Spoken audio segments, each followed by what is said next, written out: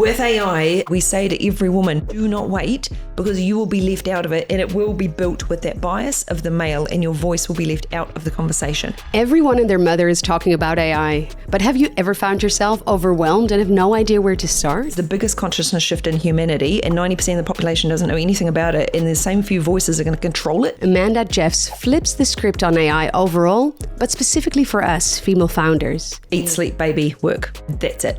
As the very human intelligence behind SheisAI, it just came from like a spark in the sky. It felt like something just went woof. The one-stop global ecosystem for ethical, inclusive AI leadership. I started it when she was a baby, 2 years old, and breastfeeding the whole time, holding her breastfeeding, typing with one hand. I'm on a Zoom call. So you like she's feeling. She shows why female founders must work with AI, not against it. Stop playing around the edge of the pool. Just fucking jump in. Amanda, you are fronting a global AI movement, have a toddler running around. Tell me a little bit about the reality behind this whirlwind that currently is your life. There is a lot, and you've summed it up. It has been a very fast trajectory in the 9 months from literally, like I call it, the rocket takeoff from launch last September till now. And I can only experience that I haven't met many people in my life who have worked at such a velocity of me with a toddler at our age, launching a business, partner also launching a business, and juggling everything. And it's been a lot of late nights. Have to be so focused to have the resilience to be really driven and really focused. I don't do anything that is not baby, work, eat and sleep. Nothing. Don't have time. No, you need to prioritize. I mean, nothing else. Eat, sleep, baby, work. That's it. So you have to be, have an incredible support network. Yeah. Have to have a strong partner that we work as a dynamic duo tag team. That couldn't do it without that tag team, baby, work, on, off. Have to manage your mindset between when I'm being present with the baby and being present at work. How do you do that? Let's stop there for a second, because I resonate deeply. When I remember like vividly, I think I've shared this story even on the podcast, but I have like vivid memories of me sitting at my kitchen table, pushing the stroller with a newborn baby with my foot, whilst typing emails with brand representatives of spirit brands, for crying out loud, while sitting there thinking, oh my God, I need to go feed my baby. And there, I'm sitting across from a 26-year-old boy. I'm like, I can't explain this. I agree. Like the managing your mindset, or like the almost like you're shifting modes between mum and entrepreneur, but easier said than done. And I think a lot of female founders, who want to have it all and do it all and be it all, struggle with switching between those archetypes. What I'd say is very much a mindfulness practice. I've been in personal development for like 20 years and a life coach, and you have to be very mindful about being present. So when me and my partner are talking work, the toddler, no work, no talking, no talking. I love that she's keeping you on the straight and narrow. It's the toddler who's like, remember your integrity, mum? You said no work. Remember, you're playing with me, you're playing blocks, you're not talking work. So I'm on the ground and playing blocks. Put the phone away, let's not talk work. So I have to remind the partner, we're doing bath time, we're not talking work, come on, switch off. You have to have time to switch off. Like, so I can work during the day, then do her, and then put her to bed, and then work till as late as I can until my eyes are burning and staring at the screen, and I have to go to bed and then wake up at 7 and do it all again. So, and then she goes to daycare. I'll work fast as I can while she's at daycare, get her home, do her. She's down for a nap, work as much as I can. Oh, she's up again. All right, do her. And it's a practice between being mindful. So I can't look after her and think about work the whole time, because she knows. Your kids know, and they reflect off your energy, they reflect off your mindset. And so many women I see, we're carrying around that anxiety, we're carrying around that mindset. It has been a practice for 2 years of having her and making me be mindful and focus on her, put the phone away. You can do work in 5 minutes when you're done playing with her. But the moments that this is a whole nother tangent, the moments when I did look at my phone, I'm playing with her, and I thought, fuck, that's just a moment I lost with her. Oh, that Boom. is powerful. So that's what gets me. So if you want one reason to spend with your fucking kid that just looked at me, wanted to play blocks, and I looked at my phone, I just lost that moment. Yeah. That's what got me. I don't want to, that makes me emotional, but every woman, mother found it, and at work, put your baby first because they're only going to be little once. Oh, and you know what? That hits me like right in the feels, because, whoa, I'm at a different stage of my parenting journey, right? My kids are well in their teens. My son just got his driver's license and now driving my car around. And I would describe how I operated as I was sleepwalking through life. And I was constantly in survival because I had the agency, I had the babies, and I did not have that awareness. And whilst it is heavy, that realization is what will pull you into the present moment. Because what I hear you say is the mindfulness practice is about presence, about the here and now. It doesn't matter what happened, in that call before or that email that you're expecting. Right now, it's the blocks and it's your daughter. Have to be present. And like, I studied metaphysics, and I'm in a family of very highly trained personal development people. And if I'm ever having a crazy day, they're like, just chill out, be present, go outside, play with her, be in the moment. Like, you can't be thinking about the future tomorrow. Every time I notice someone, you racing ahead, I'll cut myself, you'll drop something, trip over something. I wasn't present. I didn't even know what my body was doing in that moment. I couldn't feel it because my mind was elsewhere. I didn't hear my toddler calling me because I was thinking about that work email every time. So that level of hyper awareness is I call it sort of, mindfulness kind of training, but on steroids. The more that we know that our children can now hear our thoughts in this new energy, they can hear our energy, they can reflect off us, and every child screaming is probably because I know that people aren't being 100% present or focused or mindful. So the more that we do that, and we're absolutely focused on her, she is such a happy kid. And someone said to me the other day, you were so attentive. You could have put a screen in front of her and had a nice peaceful 2 hours of had a meeting, but you spend the whole time being really attentive to your kid. And they say, wow, that's real cool. Like, anyone can stick a screen in front of their kid. It is a mega juggle. Circling back to how you juggle it all, I think that is one way you balance it. Otherwise, anyone would go crazy just trying to do two impossible things at once. Someone said to me, you're trying to build a business from scratch, from bootstrapping it while you're coming off maternity leave. I started it when she was a baby, 2 years old, breastfeeding the whole time, holding her breastfeeding, typing with one hand. I'm on a Zoom call. So she's the feeling. And I'm just doing it all. And I'm literally, oh my God, I'm sorry, I got a baby on my knee. She wants to join the Zoom call. Hello, she says, I want to join. They're like, oh, she's so cute. So she's on the call. I'm like, she wants me typing now, me work. So she sees mummy now. She wants to be like mummy, me work, me type. So I have to set up something for her to type. Very important in my computer, and me working too. Oh, she's so proud. So definitely, I think there's like a modeling something to your children. You're modeling your work ethic. You're modeling your discipline. You're modeling how you respond to them. You can't be so absorbed with work that you look back. I've got people that I know that they said, I spent 30 years being so absorbed in work, but we didn't get time to do that, and now I've missed the chance to do half my bucket list. What was I doing? Too busy working. For what? Busy doing what? That actually brings me to my next question, because everything but eat, sleep, baby, and work already went. But even within that little, juggling act, there is a certain trade-off. Every moment spent with liberty with your daughter is a moment that you're not actively pushing the business forward, which I think is something we can all very much understand. But also, despite the presence, every moment building this movement, because it's so much more than a business, is a trade-off in your relationship, in your self-care, in whatever way. It takes, for someone who has that awareness, it would take a hell of a vision to be able and willing to make that trade-off.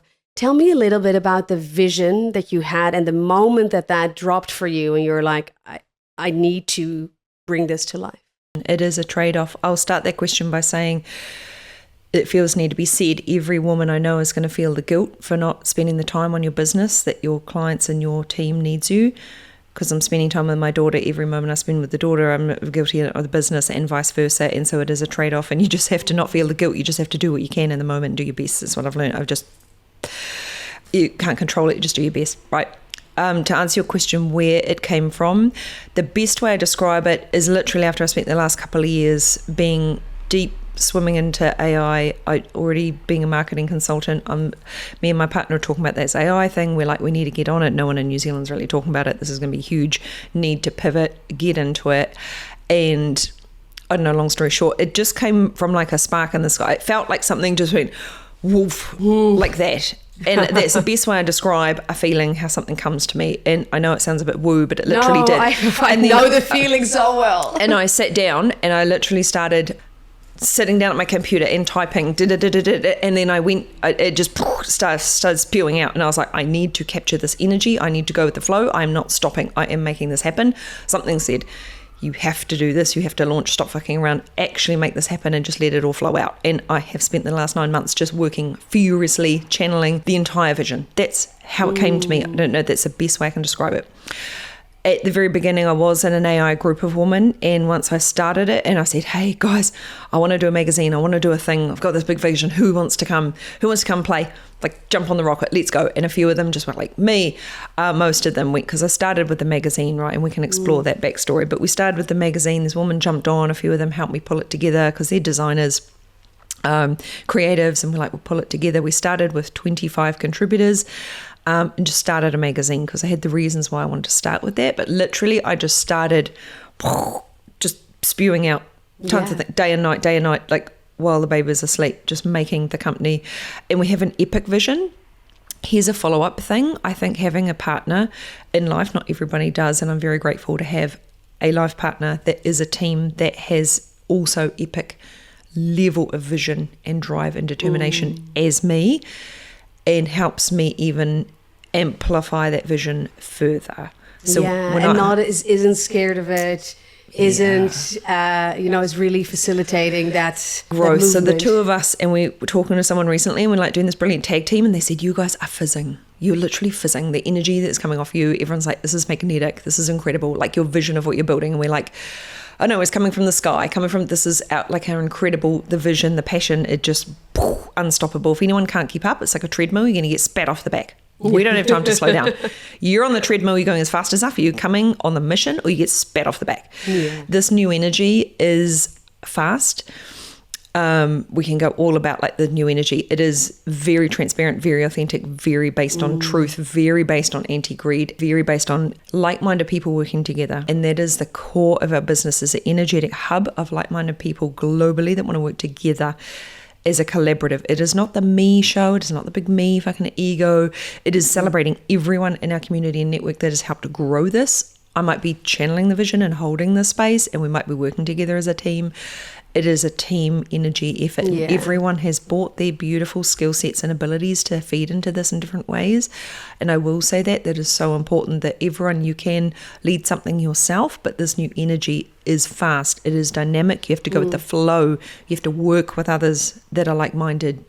Find your group and your posse. Yeah. And I know that's always been true, but now it is even more true. So I think these are all things that are the core of how we operate. Yeah, but let's circle back to the vision that you have that makes the investment, the trade-off, the sacrifices you're making. When you have a vision that big, and I'll explain what it is, that makes everything else less important when you're trying to make an impact on the world that is bigger than me or him. So when we started the vision that we want to make, put it in a nutshell, make an impact, make sure every underrepresented voice be part of this AI paradigm. It is a paradigm. We do not want the same people to own the space, the same few to have a voice, and the same minorities to be left out. That's an old story. We know that everyone I talked to for 2 years, they said, 75 men at the conference, there was 2 women, the same 2 women that go to every conference. I was like, this is bullshit. We're still having this conversation in 2025. Yeah. They're like, where are all the women? I was like, where are all the women? So I started scratching the surface of the whole globe. And I lost count of over 200 women I've personally spoken to in the last 9 months, all around the world. And everyone I speak to, that vision gets more powerful and larger. And I realize that this is so important, that everybody in the world agrees that we need to make a future with impact where people work together. We have created a platform that is an ecosystem and a movement because we believe in doing multiple things at once, because the energy magnifies and amplifies. Instead of just doing one little thing, we believe in doing multiple things. Why is it so important to have more women actively, not just represented, but active in the AI space or any space really? Why is it important? I mean, I'm with you, don't get me wrong. The why, the impact. So when I talk to every VC, every minority woman in the last 2 years, and I hear from a Latina woman that like 2% of Latina women get any of the funding, any of the look through. When I learned that only 25% of women are in AI, when I learned that 40% of all the funding goes to like white males in Silicon Valley, 90% of them get the funding. 5% of white women get that funding. 2% of that 5% get the fucking... Then all the minorities after that get the... I was like, that's bullshit. Because it is an evolving thing where I won't say consciousness, but when this is going to be a paradigm where we move forward in a way that we're going to be working with technology that is going to mirror us and reflect us, we want that to reflect our consciousness of humanity. If we build it with the same few biased voices and leave everyone else out of it, it will not know... It doesn't know how to draw an afro correctly. It will not know the language that we want to use. It will not have empathy and compassion. We say the importance of woman, and I'm trying to get to the crux of it, like the importance of having, you know, when they designed the iPhone, they designed it for right-handed men. I'm a left-handed woman. You do. And they actually did a study about the UX of phones designed with that bias in mind that doesn't even work for half the population. What the fuck? So even more important when we're talking about AI, we say to every woman, you are part of training the system. Do not wait, because you will be left out of it, and it will be built with that bias of the male, and your voice will be left out of the conversation. It is a growing, evolving consciousness is the best way I see it, and every voice needs to be training it, needs to be talking to it, needs to be putting in the bias. I've got women of colour saying, I'm training it how to draw afros, how to understand African women. I'm like, it doesn't even know, it doesn't even recognise them. And so the importance of being part of the freaking future is so important. And even for mums, and I'm going on, but I talked to someone the other day and I recognise that mums like me traditionally don't have the time to learn AI or to be part of it, and I don't want them. I'm doing my best to be part of it. And you have to juggle, but I know a lot of them, I don't have time, I'm busy, I've got the kids. I don't want the woman to, just because of lack of time, be left out of the same conversations. We don't have funding because I'm looking after the kids. I'm not in the AI game because I'm busy, I've got a career, I'm juggling the household. That mental load, so it is of everyone's benefit for the entire future. I'm not just talking about women, but every youth, every man, every parent that wants to help their kids understand AI. Kids are using AI in schools. Teachers don't even know, what is it? How do we navigate it? Where are the guardrails? Where are the safety? It's like so many crucial pieces that when you have an open canvas of an entirely new paradigm that is the biggest consciousness shift in humanity, and 90% of the population doesn't know anything about it, and the same few voices are going to control it. Mic drop moment. Like, seriously. That's why. Well, that's a why that warrants any trade-off. I didn't even stop to consider is that AI is constantly interacting, obviously, with us. So if we don't feed it with our worldview and what's important for us, and we don't train it that way, that whole worldview is getting shaped. Exactly. And I think I said every one of us is the teacher of AI. To, like you said, it's beautiful to get your perspective, to get your worldview, to undo the bias. There was articles in our last magazine about just training the concept of how a robot saw beauty. A white woman with no freckles and no wrinkles. Okay. How do we undo that bias? And Dove did a beautiful campaign around prompting the image generators to get more authentic looking people with freckles and diversity and different hair colors. And I was like, that is simple, that you're reflecting the whole of humanity. It's only reflecting a little bit of humanity of like that biased perspective of what we think that beauty is, and like left the rest of the world out of that model. So everyone that trains it, prompts it, creates an images generator is going to fill the melting pot that is Earth, and tell a robot, this is our Earth, this is humanity. Yeah. And the other thing is, women have traditionally more empathy and compassion. We carry the community, we carry the heart, we carry the children. And I say every mother is a mother of sons, and those sons runs the world. So who runs the world? Mothers. Every mother should be a guide, should be a voice, should have her mentor to guide that and be part of the conversation I don't know if that is coming across on my right point, what I'm trying to say, but it is just so important to flesh out.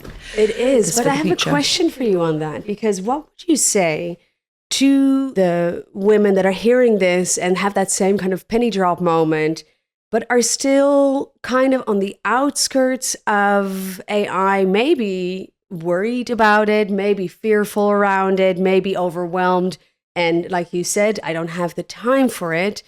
They've heard the penny drop. We know why it's important, but where do I start? Yes, I've written some posts about that, saying like the time is now. Don't wait. First part of that question is we want women to not wait, not be scared.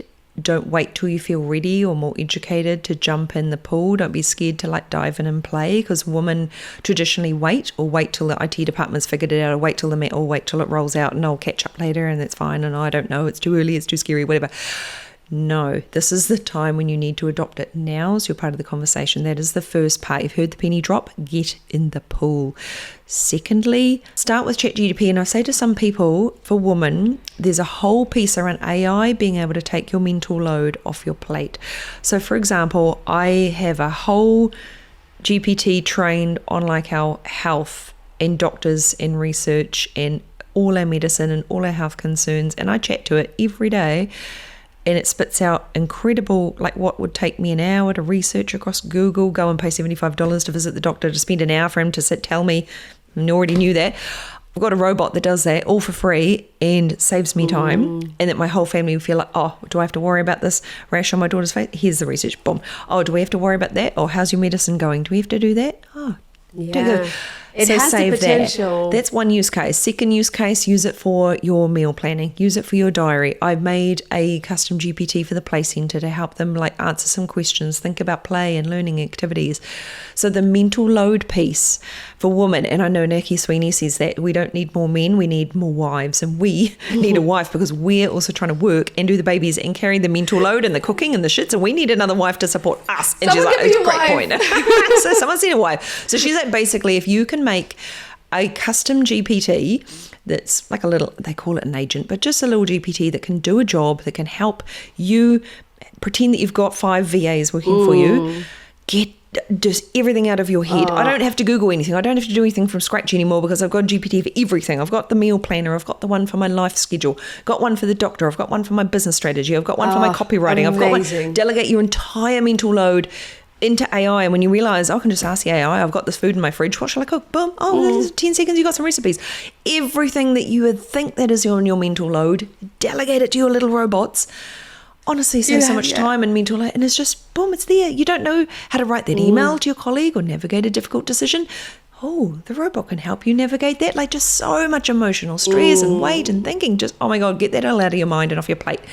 That is the first place you can start, let alone looking at how you can use it for work to save time. Like there's many different ways to just jump in and start playing. Honestly. I love that. I can just hear through the other side of this screen, people think, yeah, but how? That sounds fucking great. Give me an army of robots. How do I build a custom agent or a custom GPT? So I'm sure, knowing your vast library of resources, we can create something to help everyone create their own little army. Definitely. I love that so much. But bringing it back to work. So now we've delegated it. We have our robot army. Now, what would you say to the founders out there who are worried that AI and the pace it's moving at is going to make their small business or their offering obsolete? There's a few ways I'll answer that. The short answer first is that yes, there will be AI. It will take some jobs. It will be automated. Anything that, but like coding, all the developers are now saving 60% of their time by making the robot write their code. That is the first thing that the experts agree will probably be more automated, and those people will probably have to fill their time elsewhere. When you can automate something simple and repeatable that's a process, probably become automated. Yes, there'll be a transition of jobs. Secondly, the experts do say there will be more jobs created out of this transition into AI than what we'll lose. So anyone fearful, we are navigating a time of change and that is scary, and we can't see the future. And I understand that. There will be job transition. There will be new jobs created. Who's coming out of university and school right now? Be jobs we don't even know yet. My daughter will be doing something that doesn't even exist yet. So there is the new coming, but when the leaves are falling off the tree and we haven't got the new leaves on the tree yet, that can look scary. So that's the first thing that I'd say. We're in a transition time, and I recognize there'll be a massive changing world of work out there.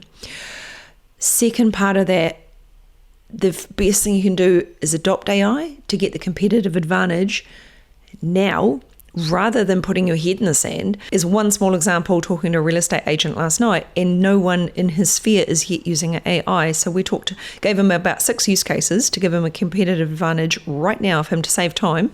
And by him adopting that right now, particularly in these countries where you would be leading the way by utilizing it, all of the coaches I know, maybe in the circles I play in, are using ChatGPT to, for example, help with their copywriting. Secondly, create content faster so they can save time, so they can spend more time actually coaching. Thirdly, write proposals. So I save 40 hours a week I pretty much spat out 6 proposals in 1 week that would be a 42-week job. Yeah. Spat them out for some clients in a few hours. Save time. I've got more time to spend with my toddler. So that seems like an advantage to me, to have 60% increase in productivity and have a competitive advantage. So I would say adopt it. Don't pretend it's not there. Don't hide from it. It won't replace you. If you're a coach, if you're a medium, if you're a real estate agent, I don't care. If you're doing housing, remodeling, use it to help you amplify your work, amplify your productivity. People, even jewelry makers, artists, they build yarn, they do interior design. They're now using AI to help them craft. Even visual artists using AI to augment their work in a way that they're now creating fusion art, and they're just winning awards at a Scottish art competition because they're the only one. They're using AI infused artwork. We've got now a jewelry designer using AI to amplify her work, and I'm still exploring how that works, but it's amplifying her work, and she's now standing out in the market because they're using AI. They got the competitive edge. So I'd say it seems like the reverse. Don't be afraid of it. Actually adopt it, and you're going to be leading in the market right now before everyone catches up. So it's like when the first person that had a website, nobody else had a website, and then suddenly you need a website. Suddenly you're on social media and no one else is on social media, and now everyone's on social media. And even beyond that, even beyond the urgency of the now, because that now moment is also going to pass, what I'm hearing you say is AI, when adopted smartly into your business, will allow you to play in your zone of genius. And anything that isn't that, anything that can be outsourced, you'll have your army of robots. It is a brilliant way of looking at it. Honestly. And I did it took me maybe 3 months, used ChatGPT to help identify my zones of genius, and then pretty much, I know what my strengths and weaknesses are, right? But it define where I should play and where I should focus my energy. And I was talking to a couple of founders this week, and they said, I want to be really intentional about my work and where I spend my time. Anything I can delegate, it's a robot's job. I delegate that job. I don't have time for that. If it's not going to help me scale or be focused in my zone of genius, delegate it. And that's where people are now going, what is I am ultimately best at? And you can delegate the rest. Honestly, Nikki Sweeney's got a whole team of little robots that run her, do her proposals, do your competitor research, write your copy. Oh my God, and how freeing that is, and how to just delegate that shit that is a pain point in your business. So when you want to think about how AI can help you, you start with the pain point. What is the thing? Oh my God, I hate doing that thing. It's been on my to-do list all week and I hate doing it. Oh my God, can you get the robot to do it? Christ, just ask it to do it for you. Oh my God, I hate creating content every day. What do I write? Oh my God, have you asked ChatGPT, write your content for you? Train it, give it it knows, mine knows every bit of everything about me and my business. So when I ask it to write a post, it is on point because it knows me. It knows everything. So pretty much, boom, it's done my whole content plan in under a minute. Oh, cool. Off I go to get a coffee. Why are these not wonderful ways to just free up our time and mental space?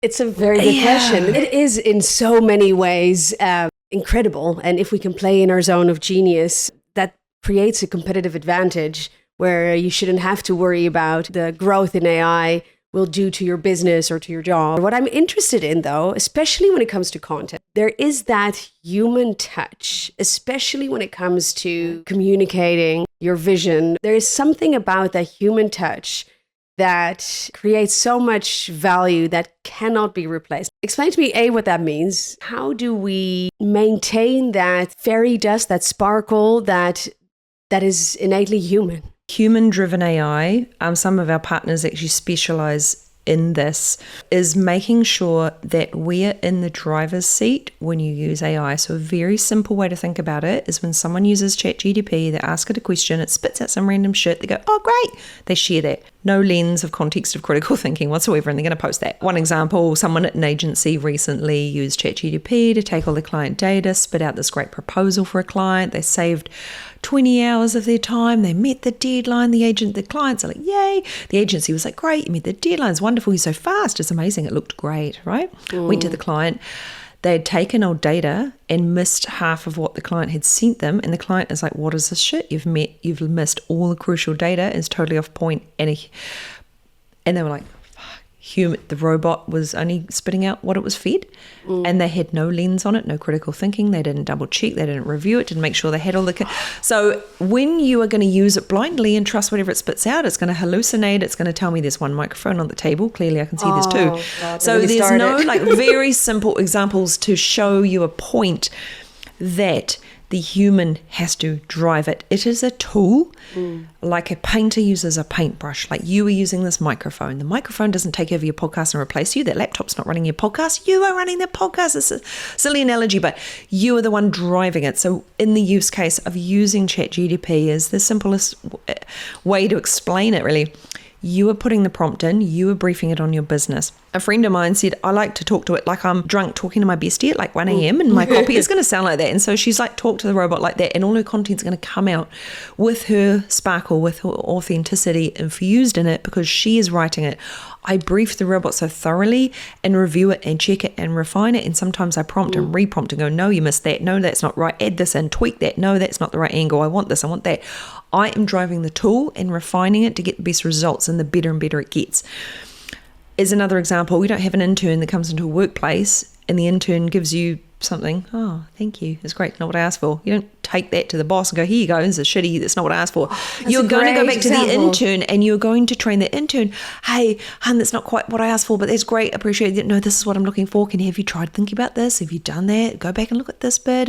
Oh, okay. Thank you, boss. That's great. You're going to be constructive mentor to that intern. It is only going to spit out what you give it, and it's only as good as what you train it. So that young intern, you train it, you mentor it. It is going to shine and shine and shine and be a really great, it's going to be promoted and it's going to be a great employee. So when you think about AI at the level it was an intern, it's probably now turned into a graduate now, but you've got a graduate student there helping you in your workplace.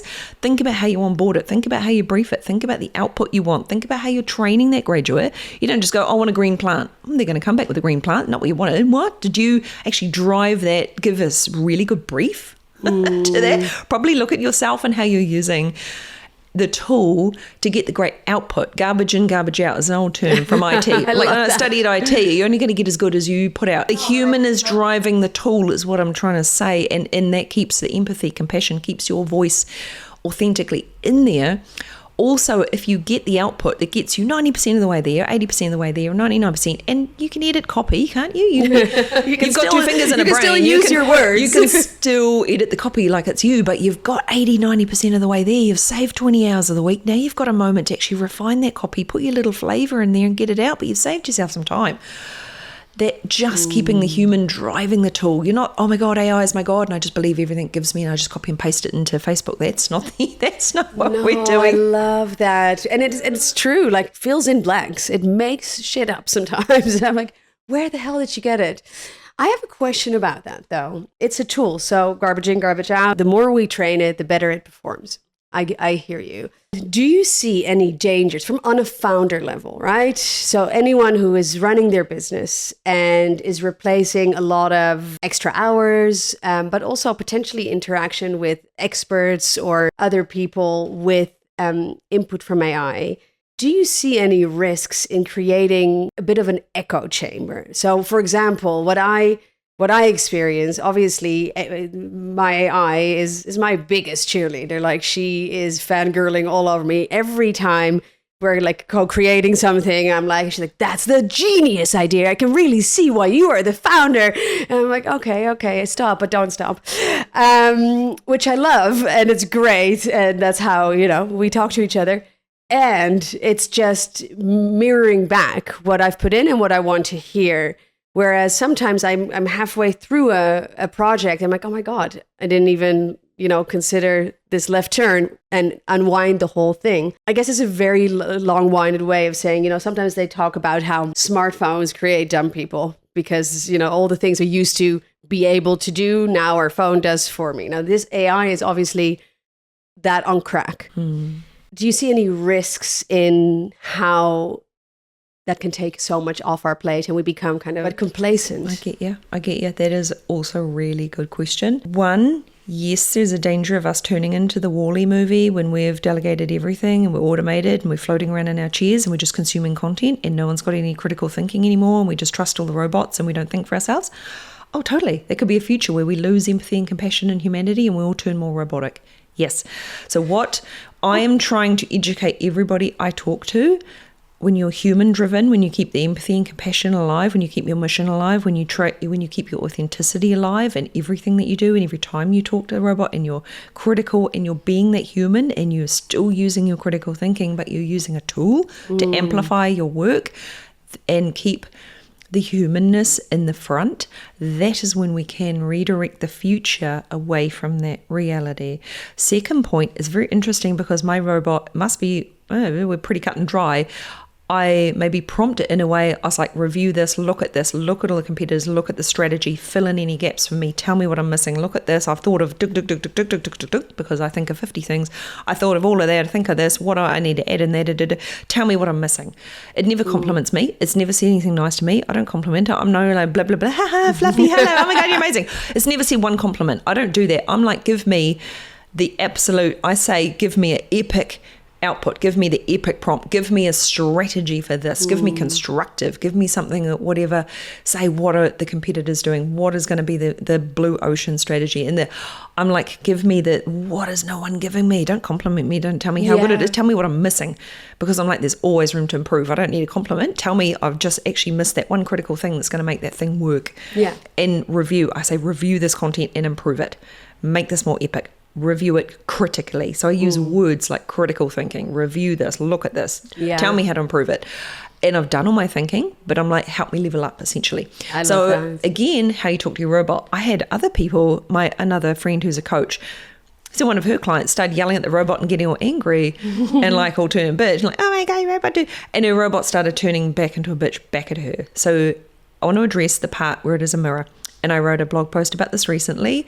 It will reflect how you speak to it and your consciousness. And so you are going to find an echo chamber of it mirroring back to you because that's how you talk to it.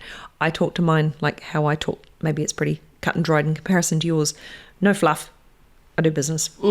I want outputs and results. Other people talk to it and they're very ordered. Some have fluffy, like, oh my God, it's really cool. How are you today? I'm like, oh, that's really surprising because I've never had that experience. So I know that how it responds to the people that talk to it. Slight tangent, one of the heads of Google said the ruder you are to the robot and the more stricter, like a mean boss is going to yell at their employee, the better outputs you get. I do not agree with that. One, it might be getting it to be so scared of you, I'm going to give a good output. On the opposite side, as a mirror of our consciousness, you're basically saying all humans are just mean dicks that yell at each other and you want to have that up. I would rather us all be really collaborative and really constructive and really empathetic and really thoughtful, but not, it can only be, it's ultimately going to be an echo chamber to yourself because it is a mirror. But the more constructive you can be, going back to the human-led AI and being critical, so you don't lose your critical thinking. If I just sat there and my partner said, don't become too robotic. Like if you're going to use it every day, think for yourself. I can't just use my robot all day, every day and not have any critical thinking whatsoever. Of course, I'm going to just be like, oh, it's a robot. I don't know anymore. We want to avoid that by putting the human-led critical, it is a tool. You still have to drive that paintbrush. You still have to know what colors go together. You still have to know how to construct good art. You still have to know what's going to work. I even ask it for good advice and I'm going to read that output. It's still gives me advice that's not right, because based on my 20 years of experience in marketing, I know that thing it told me is not right. There is a question about how a junior is going to discern that, because there is a level of how they are learning from more experienced people in the workplace. So if they are just at home by themselves using a robot without having that 20 years experience, I might believe what the robot tells me.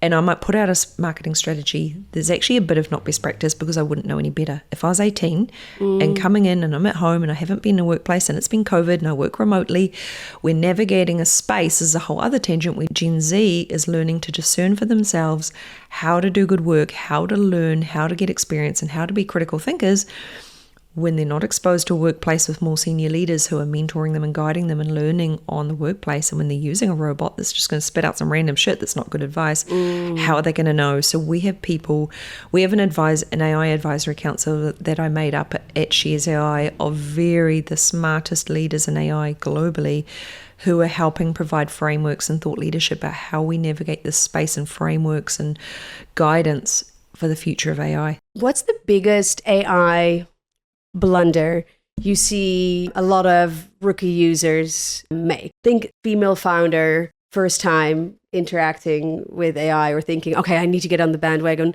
and they do fill in the blank.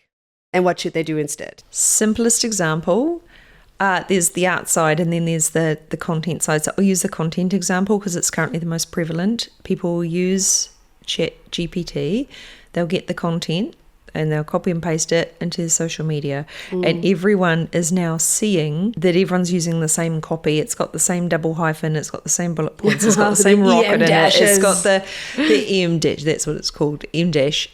And there's a debate around that. And so it's the same format, the same style. It'll have that sentence they call the negative turn positive sentence. There's a term for it. It'll say, oh no, something, it's not that, but it is this. And it turn around and that same phrasing comes through in the same format. So what I'd say is take a moment to edit your copy into your own authentic voice, or prompt better, or train your robot better to just and say, no em dashes please, don't use rockets, don't use emojis in my copy.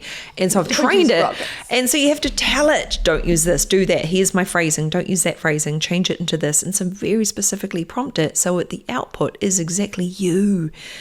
Don't just copy and paste it. That's the first thing. If you're putting something out in public, I'm going to see a rocket, everyone's like, they copied and pasted that. I have done it because I've learned and I've missed, I've edited the copywriting and I'm like, oh, I missed some em dashes. And then my colleague's like, you put in dashes. I was like, oh my God. So you can't always miss it with your eyes. Like, just take a moment to reflect and edit it. And there's a way that if you're using Midjourney or creating art, there is ways to make more realistic art. A lot of people are just spitting out the whole cartoony kind of thing. But I want people to think about, if you want to train Midjourney to create more authenticity, start making more authentic photos. And that means no more cartoony stuff, no more blingy, the same perfect white woman. I'm talking make authentic looking imagery that reflects the diversity of humanity, and that is done by prompting. And also in ChatGPT, just take a moment to just put your critical thinking, train it on yourself and your voice so it is coming out more authentic, and those two things will just make the difference. Oh, that's wonderful. What would you say is your most fabulous AI fuck up that you've made? And when I say fabulous fuck up, I mean, like, in the moment, it probably seemed like the end of the world. And in hindsight, it turned out to be a blessing in disguise, or the silver lining of silver linings. One thing that, I mean, I haven't made any fuck ups yet, apart from when you post on social media and maybe I forgot one sentence or a tag. It's like, it doesn't really fucking matter. Like, I think I learned better is done than perfect. If you wait till everything is perfect, you can always make it more perfect, then you never fucking get it out. Launch and get it out. I know there's women here and their founders. Done is better than perfect. And Absolutely. I learned that people don't care if you've missed about one word. You've got your content out into the world and you've connected with people. That is more important. My thing is that I learned when I was on maternity leave and building my freelancing practice and building my business, that I spent, it was probably close to 9 months, a ridiculously long time. I spent 3 months building a website, what the fuck, on WordPress, No website to show the public, still building it in the back end. 3 months later, I'm still not earning any money. 9 months later, still trying to launch a business and making the perfect PDF and making the perfect offers and making the perfect value funnel, making the perfect sales copy. And I had the whole business mapped out and it was perfect. It was beautiful and I was playing in Canva and I'm like, oh, my brand's going to look so amazing. It's great. And I'm like, still haven't fucking launched anything. Still didn't make any money. What the fuck? You tell us what you really think, Amanda. But everything is really beautiful. It looked really pretty, and I was just making the perfect ebook that's going to really resonate with people. And it's just making the Instagram look really cute. And I stop fucking playing around in the back end. I see so many people doing this. Prepare to launch. The other day, I've got 2 of my friends who are founders. In one weekend, they launched an entire funnel and landing page and a series of images. They cranked out a mid-journey in less than 1 weekend and launched what I know it takes other people 9 months to learn to do and prepare. And she already got 6 clients by the end of the weekend. I was like, boom, girl, like, yeah, just get it out there. She wrote the copy in the middle of the night, in the weekend. She's like, she said, know who your ideal target audience is and just write the copy to them. Hey girl, oh my God, do you want to upgrade your photos and do this? I've got a new offer. She just said, here's what I just smashed out in the last hour in this weekend. Do you want me to do this for you? Yes, do it. Boom. And she had 6 people lined up the next day. Done. Is better than perfect. I spent a week making the perfect funnel. If it's still not out, well, guess who's winning the game? Her is, because she's actually got clients that she actually launched. So I'm using myself as an example. The biggest fuck up, don't fucking wait. Stop playing around the edge of the pool. Visually, it looks like you're dancing around the edge of the pool and you haven't jumped in. Preparing. Oh, I've got my sunscreen on. I've got my life jacket on. I've got my togs on. It's fine. I practice my swimming. I practice my diving. It's great. I'm prepared. It's great. Oh, the pool looks deep. Is the water the right temperature? Oh my God, just fucking jump in. Just fucking jump in. I love it. On that note, let us call it. I love it. It's so true, though. It's so true. Amanda, thank you so much for sharing your genius, for sharing your story. I know that if I had a pen, I would have been taking notes. Good thing I can rewatch this. And I cannot wait. We will be adding a bunch of bonus resources for you guys. So keep an eye out on all the places, socials, Substacks, and everywhere. Before we jump off, if people want to know more about SheisAI, where do they find you? Where do they stalk you? Website, SheisAI.ai. Start with a website. Brilliant. Simple domain name to remember, and you can learn all about us and our ecosystem and what we do, and it's got links to all our social media. All social media channels pretty much at SheisAI. Or SheisAI official, but basically look up SheisAI and we're going to come up and follow us on social. I'm just Amanda Jeffs on all the socials. So follow us, go to the website. If you'd like to join us, reach out by email. You can be a brand ambassador. You can join our community on school. Just see what's going on. Just jump in, follow us. I love that. Thank you so much.